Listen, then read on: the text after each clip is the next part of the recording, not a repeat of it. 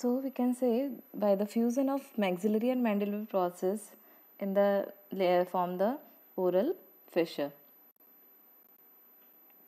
If there is excessive fusion between maxillary and mandibular process, then there will formation of condition that is called as microstomia, means small mouth. If there is excessive fusion between maxillary and mandibular processes, and if there is less fusion or the defective fusion between these two, mandibular and maxillary process, then condition is leading to macrostomia. In this condition, you can see the large oral fissure. That condition is called as macrostomia. These two pictures are showing the macrostomia, and first one is showing the microstomia, means a small mouth because of excessive fusion of the maxillary and mandibular processes.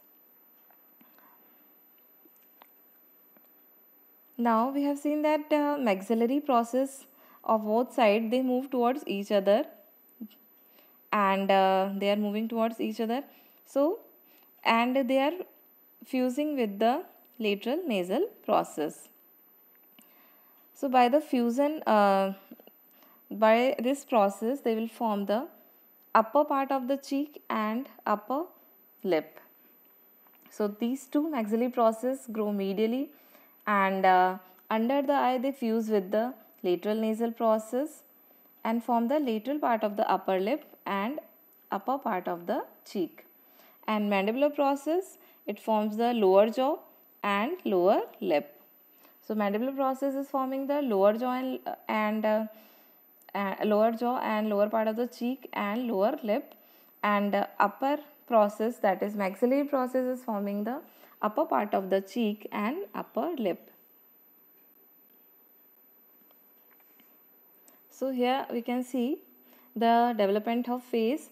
Initially there are 5 swellings are developing around the primitive mouth or stomodium. This is primitive mouth or stomodium.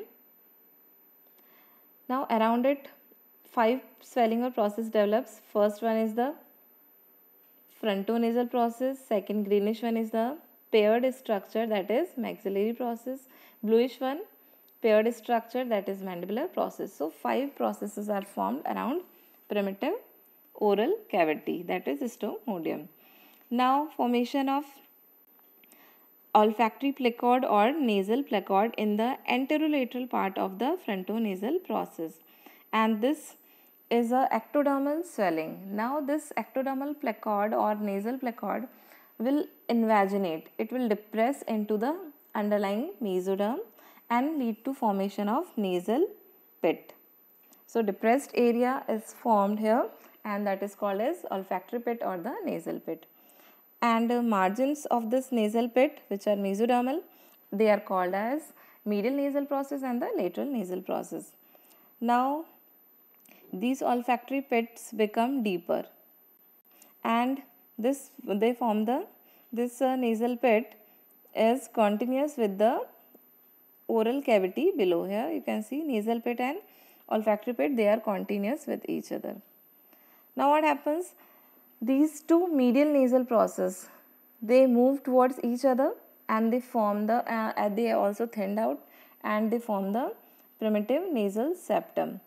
And the lateral nasal process, maxillary process moves towards each other, and the it fuses with the lateral nasal process.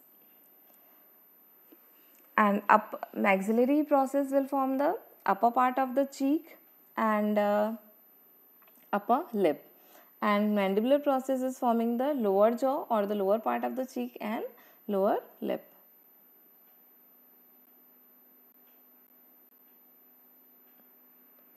Now development of nasolacrimal duct. We just saw that maxillary process and lateral nasal process fuses with each other. At the line of fusion of these two processes, formation of nasolacrimal duct groove occurs. So where the site where lateral nasal process and this maxillary process, they will fuse, here will be the formation of nasolacrimal groove, and this groove is lined by ectoderm. Now these ectodermal lining of this area or groove will proliferate and lead to formation of a solid cord, that is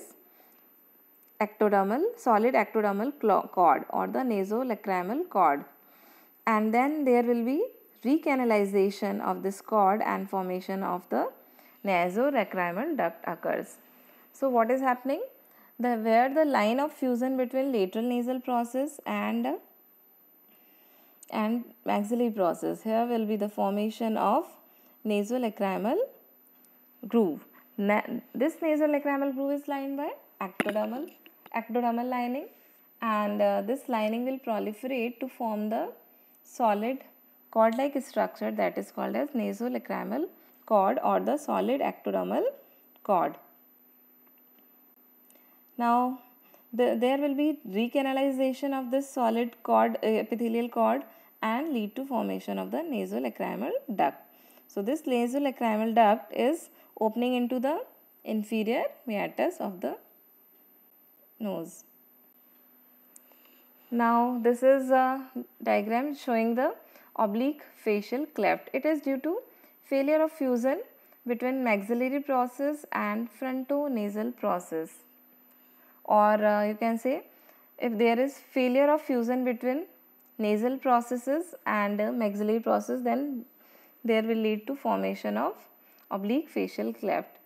Here the lateral nasal process and maxillary process fails to fuse with each other and lead to formation of this cleft that is called as oblique facial cleft.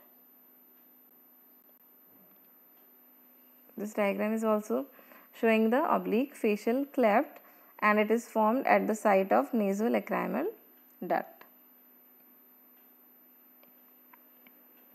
Now formation of lip. We just discussed that upper lip is formed by the maxillary process. Here the lateral part of the upper lip is formed by the maxillary process, but the central part of the upper lip, that is philtrum of the upper lip, is formed by globular process of the medial nasal process. Here in the lower part, medial nasal process in the lower part, they fuse with each other to form globular process of the medial nasal process, and this globular process is part of frontonasal process. The medial nasal process is part of frontonasal process, so we can say this philtrum is formed by frontonasal process. We have discussed that frontonasal process form the nasal pit, and on each side of it the medial and lateral nasal processes are formed. So this medial nasal process is a part of frontonasal process, and this medial nasal process of both sides, they will fuse in the lower part and they form a globular structure, and this globular structure will form the philtrum of the upper lip. So central part of the lip is formed by frontonasal process and lateral part of the lip is formed by maxillary process in the upper. Now the skin overlying the lateral part of the upper lip.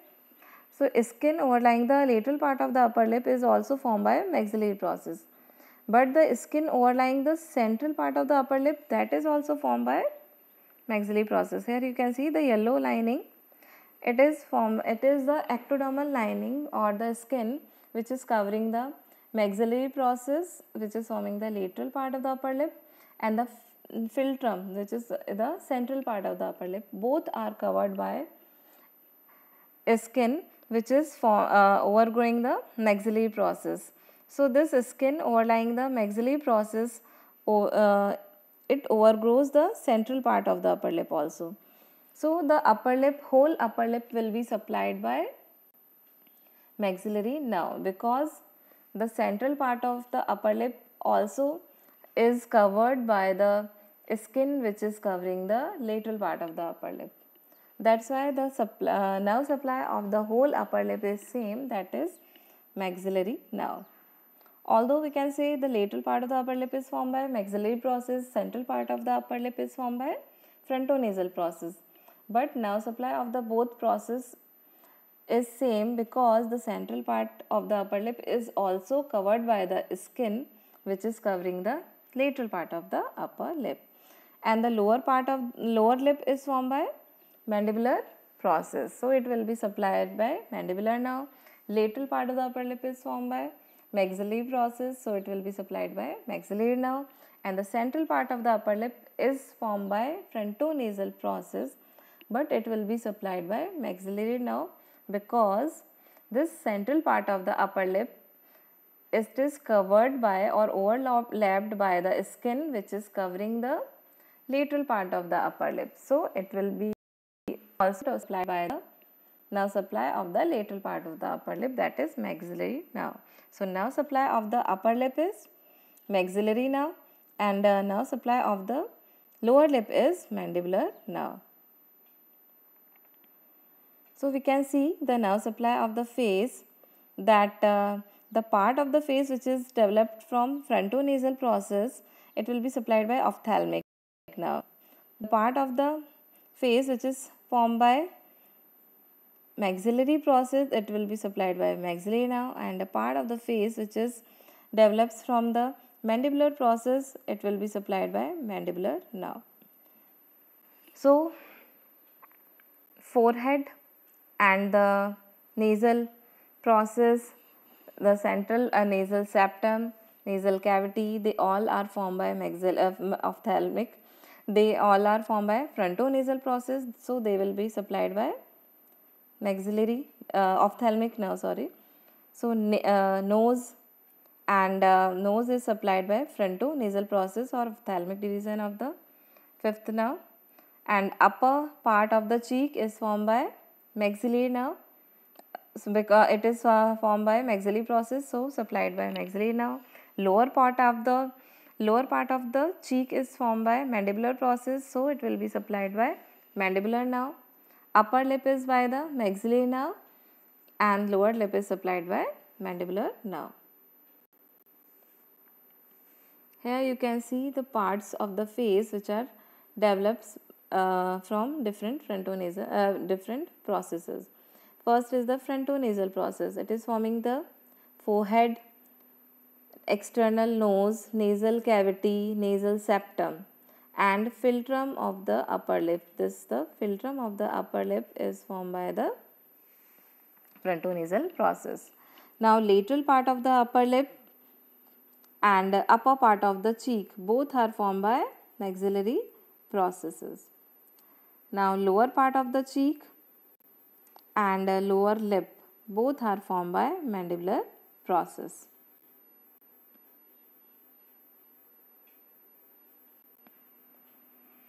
Here you can see the diagram which is showing the development of face. So this was about development of face.